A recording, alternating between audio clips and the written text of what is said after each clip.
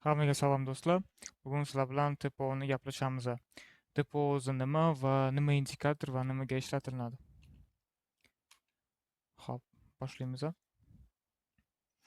TPO o'zi polni aytganda bu time price opportunity, bu narxning vaqt davomida qayerda bo'lganini ko'rsatadigan profil. Har bitta kubik bu TPO deyiladi, va narx qancha yursa shu kubiklar ko'payadi. To есть bitta kubik bu narxning yarim soat yurgani. Narx qancha vaqt bir darajada turganda shuncha kubiklar ham ko'payib ketaveradi. Mana primerda ham ko'rsatilgan. Narx shu joyda ko'p konsolidatsiya bo'lgan va bu joyda mana kubiklar ko'p.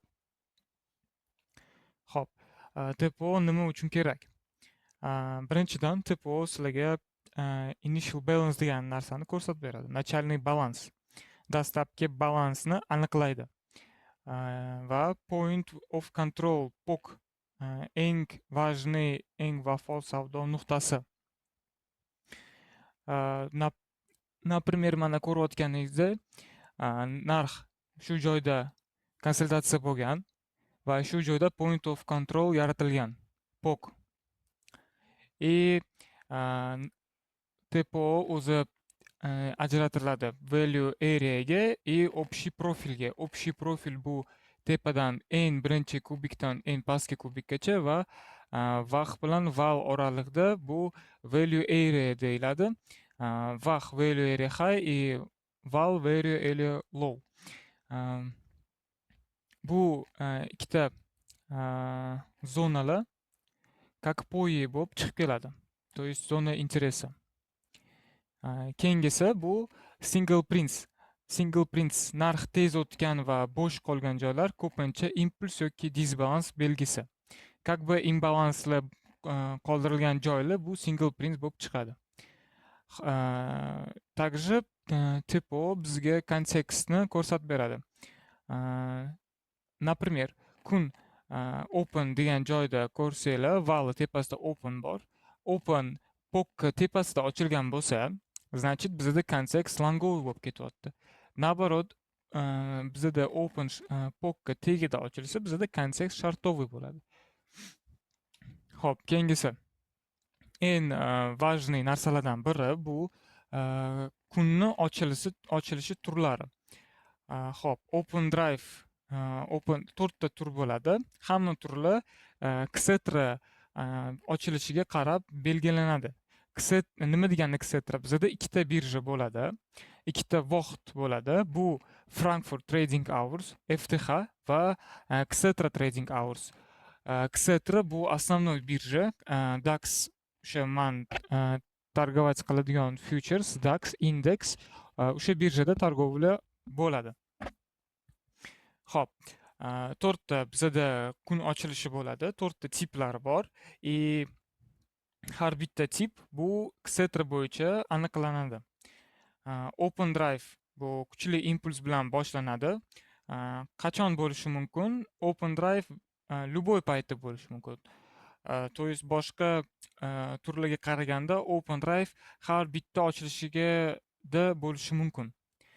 Open test drive narx bitta joyda ochilgandan keyin qaysidir zonadan test qilib test qilgandan keyin drive boshlansa, to есть impuls bilan chiqib ketadigan bo'lsa, open test drive bo'ladi. Open rejection reverse narx в общем полный profildan tashqari ochiladi и qaysidir zonaga kelib reaksiya olib qaytib ketadigan bo'lsa, open rejection reverse deyiladi.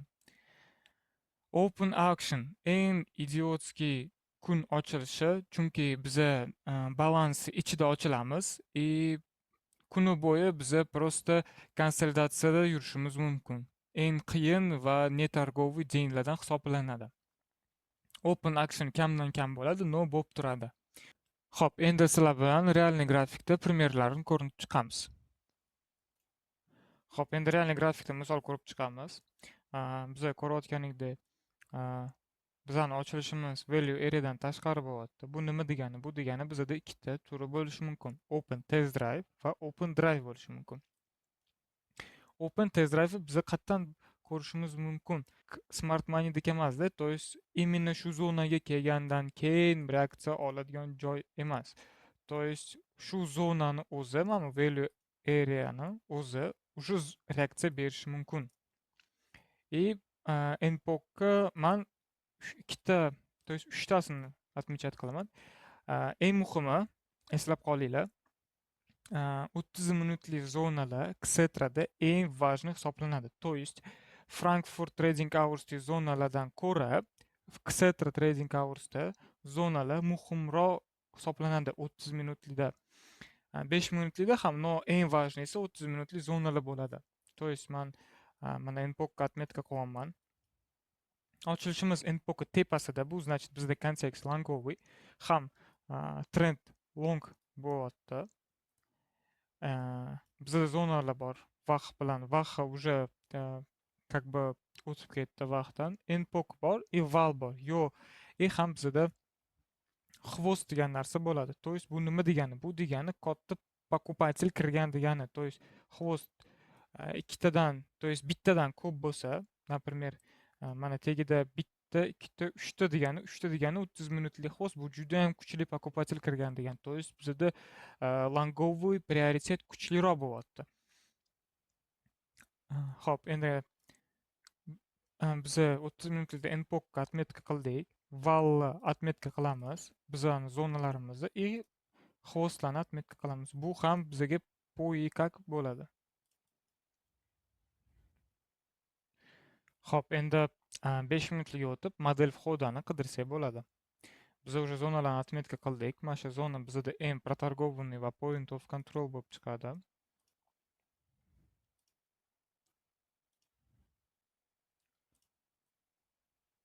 Xo'p, endi обязательно 5 minutlikda bu qidirish degani emas. То есть biz 3 minutlik yoki 1 minutlik time frame'da ham ko'rsak bo'ladi. Men в основном agar 5 minutlik hech qanaqa model ko'rsatmasa, ben yo 1 minutlik yo 3 minutliga o'taman. Xo'p.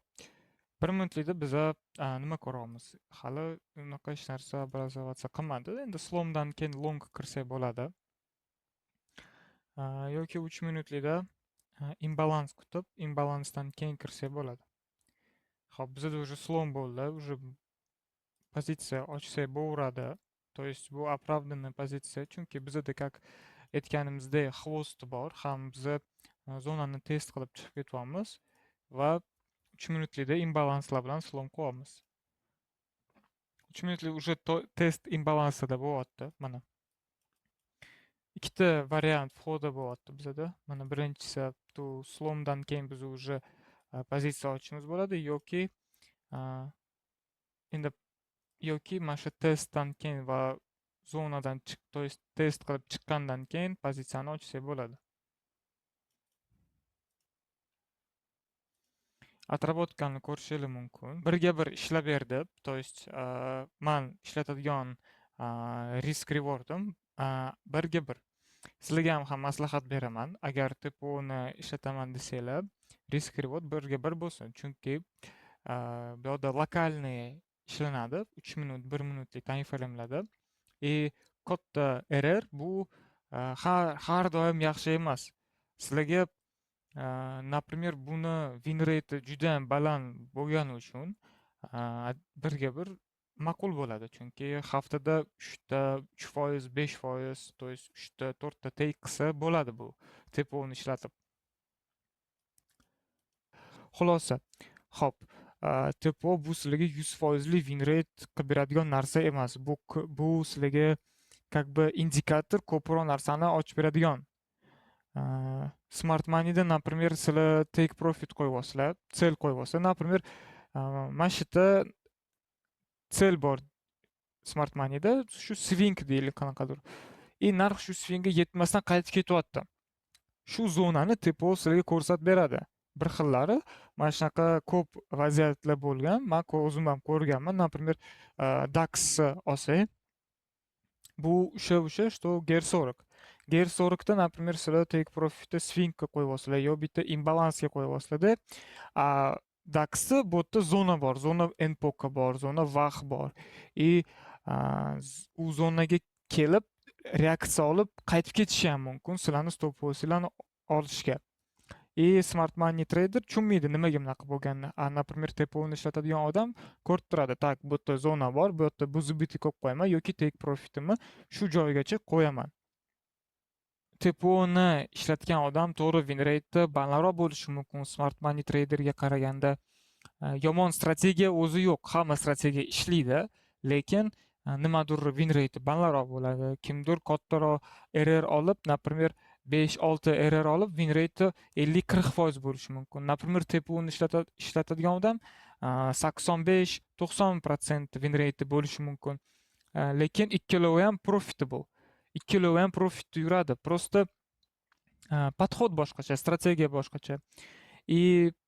Hamma tanlash kerak o'zi uchun nima удобный. Nima sizlarga yoqsa, o'shani targ'ovat qilinglar va profitni bo'linglar. Rahmat do'stlar, ko'rganingiz uchun. Video foydali va yoqqan bo'lsa, bitta like bilan kommentariy yozib ketinglar. Omad siz bilan bo'lsin. Tez orada yangi videoda ko'rishamiz.